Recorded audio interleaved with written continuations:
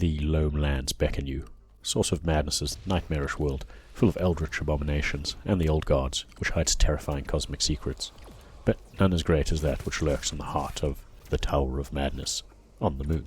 As a new acolyte, you have an epic odyssey of mayhem and death ahead of you, as you try and make your way from the last bastion of safety in the Loam Lands to the moon itself.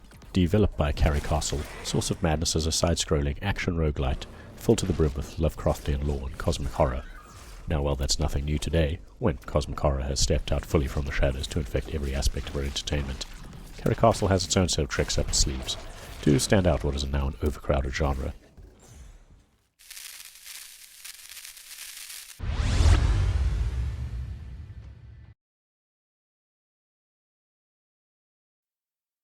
To begin, you have a choice of 3 characters to start your run with, each sporting slightly different gear and stats.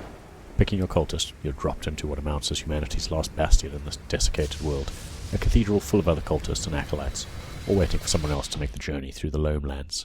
After a quick tutorial on your base abilities, you're left to die pretty quickly out in the wilds.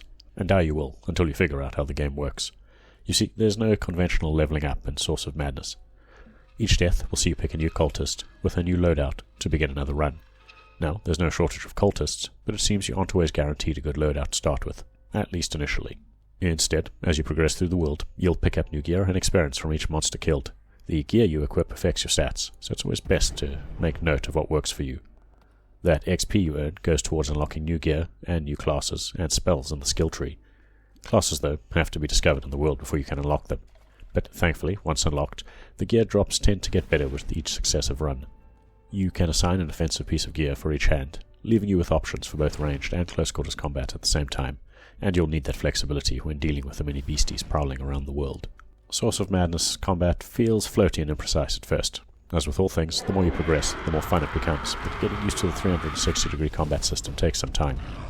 What you equip will determine the ease of combat and just how much you can manipulate the system to your advantage. One of the Pyromancer rings, as an example, can deal out a stream of fire, while another essentially works as a rocket launcher that also allows you to rocket jump your way out of danger. Combine it all with a teleport dash that leaves a trail of poison area of effect damage behind you, and you have a fantastic little kill box beneath your airborne feet. Now, nestled at the heart of Source of Madness is Carrie Castle's bag of tricks, a procedural generation system, and, supposedly, AI machine learning. But what exactly does that mean for the player? Firstly, and most obviously, the levels and monsters are all procedurally generated. Think of it as an assortment of pieces sitting in the background that the game assembles its levels and monsters from. In theory, they're relying on that old selling point of an infinite number of possibilities and runs.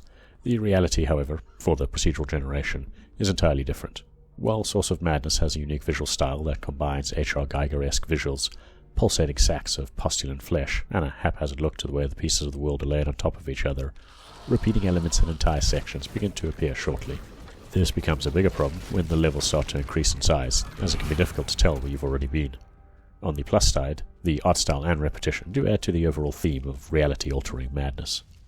Now, the one visual element that Source of Madness does get right, with regards to its Lovecraftian inspiration, is in the enemy design.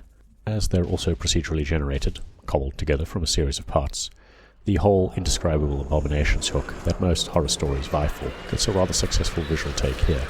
Even if you ignore the creatures that have an obvious connection to specific Lovecraftian monsters, there's still a whole pile of teeth, claws, tentacles, and wings, all assembled into nightmarish conglomerations trying to rip you limb from limb.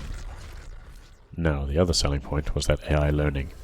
Machine learning has been around for a while in the entertainment industry, most notably for upscaling artwork and remasters, so using it as a core part of your gameplay seems like a pretty ballsy move. In theory, the AI system powers and animates the game's enemies while also, supposedly, learning how you play. Unfortunately, I found this less impressive in practice. Irrespective of what I was fighting, and how much offensive firepower it wielded, every enemy behaved exactly the same. Pure, blind aggression. Whether they were flying or landbound, they all rushed me in the same sort of boneless, flopping all over the place, rolling fashion. I also couldn't tell, even after multiple runs, whether or not the system was learning anything from my playstyle, as I continued to back away while creating choke points to wallop them with the heaviest weapon in my arsenal. Now, don't be mistaken, even though I used this tactic, the combat remained fun because the blighters would blow up real good and satisfying.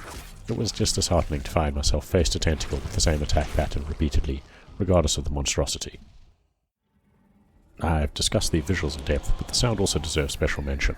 There's a creeping sense of dread and unease permeating through the world, and the enemies throw out some wonderful roars as they head your way, especially for the much, much larger enemies. Now, even more satisfying is their wonderful death throes, and the meaty whoomph when you blow one to Kingdom Come.